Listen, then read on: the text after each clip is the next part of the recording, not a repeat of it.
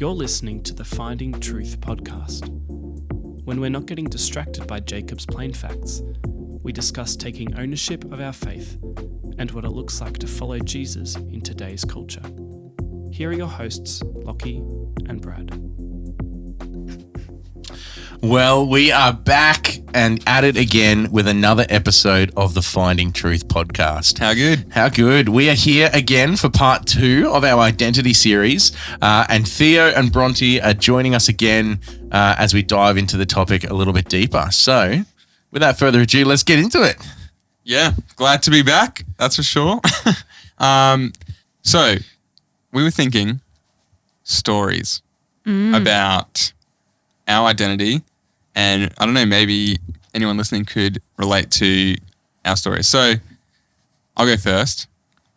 I know that in school, we talked about this a little bit in the last episode. I know in school, I probably would have been put into a category. I don't know about you guys as well, but I was just there for lunchtime and home time and hanging out with friends. So wasn't too academic. Didn't do too well at the actual school part of school. I feel that on a deep level. Yeah. So that's what I was there for. And so I guess from that you get a bit of a title of like, just a bit of a goofball or someone who's there to just, I don't know, play sport and have fun at lunchtime. And so that's kind of what I took into my high school years. And I actually didn't bother going to uni or anything like that. And I think that's okay. But I think that's also a bit because I had that sort of identity, category that was attached to me. And so I was like, I'm not really the university type anyway or anything like that. So I'm just not going to bother. And so I kind of, carried that identity that I had got in high school and took it out. So that's, a little bit about when I was in school and what my sort of identity was. How about you, Bronte? What sort of identity do you think you had? Yeah, I think I've always really struggled with identity because I never felt like I've fit in with the crowd. I've never felt like I've been like other people my age. I've always felt really different from other people. And so, there was a lot of time in high school where I was trying to fit in with people, but I just didn't quite fit the mold that other people were in. And I, in a sense, that brought a lot of pain for me growing up that, people would call me weird or they'd call me, whatever names. And in a sense, that was a blessing because it actually forced me to find identity in who God had called me to be. And from a very young age, I was lucky in that I knew what I wanted to do when I got out of school. And I think a lot of young people don't know that because they don't know themselves well. And you don't need to know what you're doing straight out of school. I think that's a lie. Sometimes you get told that, your parents want you to go to uni straight away or they want you to get this job straight away. But I think God actually has a really intentional journey for your life. And you don't need to know what that is straight away, but I think I felt a call to do environmental science. And I struggled in school because I was failing maths and I needed maths and I was praying so hard. I was like, God, I need this degree to get into the university degree that I want. And I just wasn't getting there. And my whole family was telling me, it's not the right career choice. You're never going to make it. You're never going to, earn enough money. And I think in that, God was really close with me and he said, you know what you need to do with your life. You know who you are and you know what makes you happy. And I pursued that despite what my family said and what my friends said and even what my teachers said. And I've just never been more grateful than knowing the identity that God has given me and knowing who I am in him. And so when I struggle with, what other people say about me, I actually know who I am because God's shown me that. And not that my identity's in my job or anything like that, but it's in who he's created me to be and what I delight in. Yeah. Awesome. Yeah, that's right. Yeah, and I guess part of that is your identity is one who is a beloved child of God. And then really we're looking when we're making decisions as to what we're going to do in terms of career and choices, because we still need to make all of those decisions. Then God's really informing you and saying, this is the next step of obedience. And as a child, I'm the good father who's going to lead you in that direction. And in a sense, you're trusting as part of your identity, you're trusting in the wisdom and the counsel and the guidance of your good father, that is God the Father. So it's really awesome to hear that you guys have both had those, opportunities to process your own identity, and God's given you times of struggle and times of triumph in that area. But in terms of practicalities, we spoke a little bit about it last episode. We'd love to hear just how do we actually cultivate that awareness of our own identity as a beloved child of God? What does that look like, and how can we start practicing that even today? Yeah. Just quickly, I don't know, before, if you want to say anything, I think time is a really important part of identity. We often want to have it figured out right now and want to have our career set out and our relationship set out and everything all sorted. But yeah, time definitely has been a big one for me, and obviously will still continue to be a big one for me as I go on. Like I said before, I didn't go to uni straight away, but I have done that since, and I needed a few years after school to figure that out and figure out where God wanted me and where I was feeling called. So I think, just as a little bit of an encouragement, if you're not sure, that's okay. Yeah, and it's okay not to. A bit of time is good. So yeah, that's what I'd say on that. No, it's good.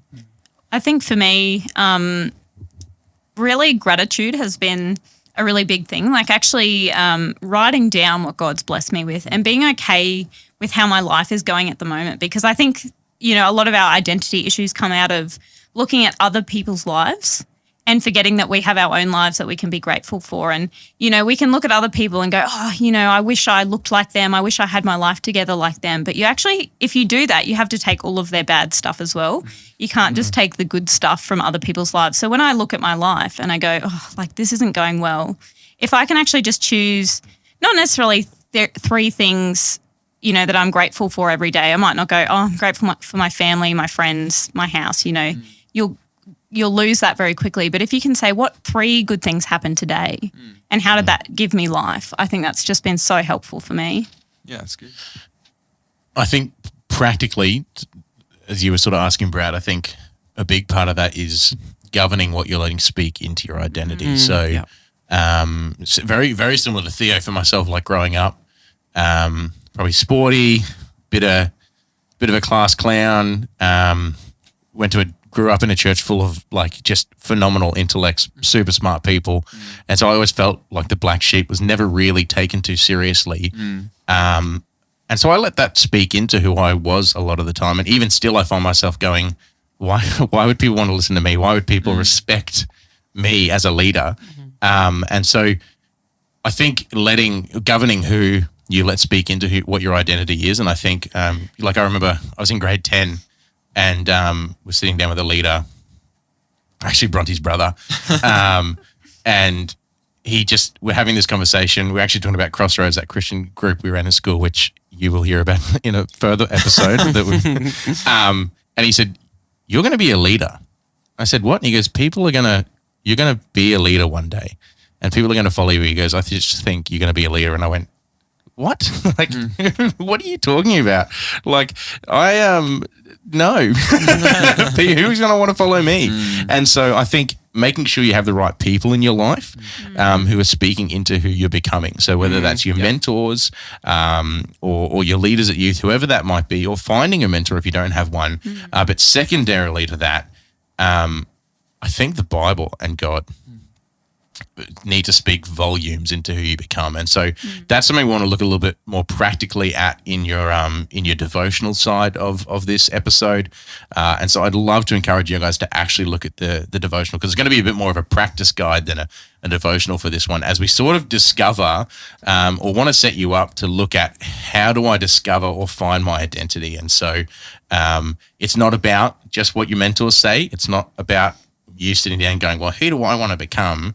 But it's about actually sitting down and inviting the Spirit and God into that process and going, God, guide me through this. And so you can do that through inviting His Spirit into that conversation, inviting Him into that conversation, but B, also by opening the Bible, His living, breathing word, and using that. God breathes Scripture to help govern who you are as well. And so that's something we're going to look at a little bit more practically in the practice guide for this month, and I'd love to encourage you guys to actually do that. Even share that with your leaders and with your small group, and allow each other to support you as you're discovering who you are. Yeah, and let me wrap this up as well with one final encouragement. It's a quote that I love from one of my favorite authors, Dallas Willard, And he says this. He says, the most important thing in your life is not what you do, it's who you become, because that's what you will take into eternity. Right? You're not taking your textbooks. You're not taking your career. You're not taking your experiences. You're taking you into eternity. That's who God wants you to become. So yeah, let me just add a secondary encouragement onto using that workbook, to actually going through this and doing the hard stuff of discovering your true self and living from that place. So good. So good. Well, speaking of discovering your true self, we have a man in the room who studied aeroplane engineering, but has instead decided not to let that govern his identity and is a master forklift driver instead. And so from the man who is the van master Indeed. and a forklift driver and has a degree in engineering, What can't he do?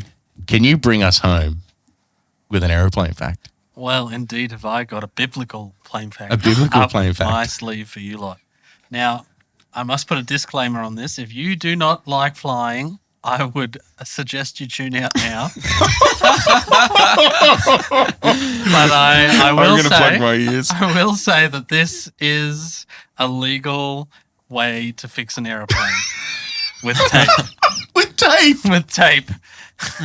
Like duct They tape? call Bit it- of duct tape. They call it speed tape. It's quite like duct tape. It's got Speed tape. aluminium in it, and they use it on non-critical parts of the airplane when they can't fix it, with the What proper parts are parts. non-critical? Is not every part of something that's keeping me suspended in the air critical? No, in fact, they're not. Some parts are just for economy and fuel saving, things like that.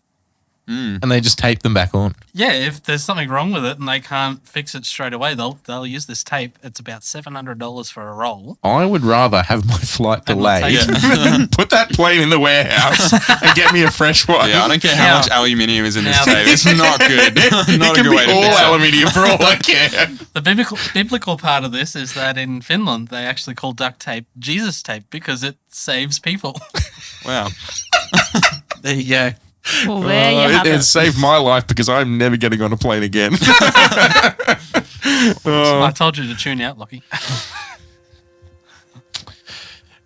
Well, there you go. We have another episode of the Finding Truth podcast. I hope you guys have had fun with us today and heard a little bit of our story. And so we just want to encourage you, continue to pursue God in all of this, continue to dive into these devotions and practice guides and put Him first, and have a great week.